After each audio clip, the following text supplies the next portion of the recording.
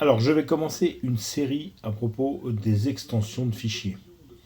Dans ce premier épisode, je vais tout simplement expliquer ce qu'est une extension de fichier. C'est un code qui est noté après le nom du fichier et qui permet de savoir avec quel logiciel ce fichier peut s'ouvrir.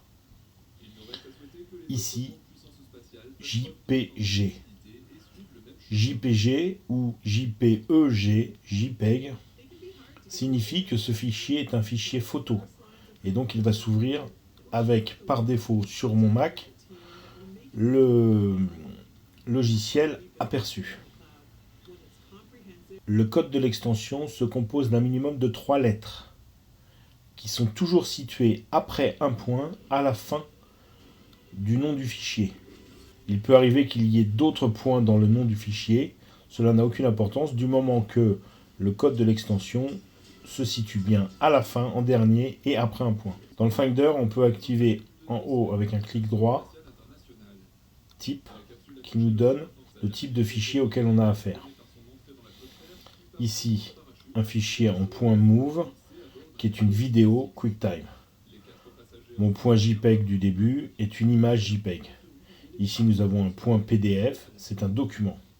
Ici, un .mp3, c'est un audio. Les extensions indispensables à connaître sont le .jpeg ou .jpg, qui est une image, le PDF, qui est un document sous forme d'image, le MP3, qui est une musique, un audio,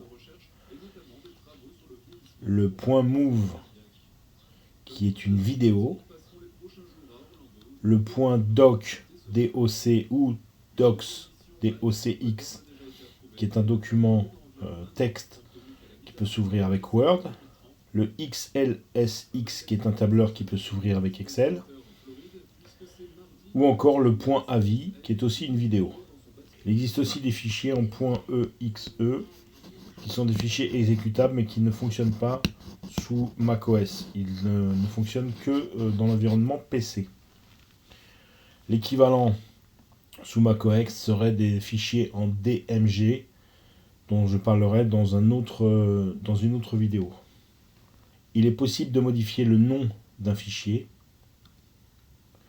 mais faites bien attention de ne pas modifier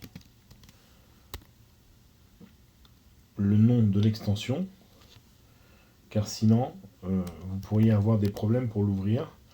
Heureusement, l'ordinateur va vous indiquer est-ce que vous voulez vraiment changer le nom de l'extension et utiliser une autre qui risquerait de ne pas ouvrir le fichier. En revanche, il est possible pour certains fichiers de pouvoir les ouvrir avec une autre application. Dans ce cas, on peut accéder à la commande ouvrir avec qui se trouve sur le clic droit, ouvrir avec, et j'ai ici un déroulé des différents programmes présents dans mon ordinateur qui sont capables d'ouvrir ce fichier.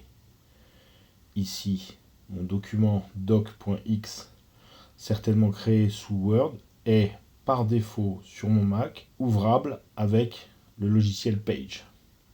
Mais je peux, si je possède Word sur mon ordinateur, l'ouvrir avec Word.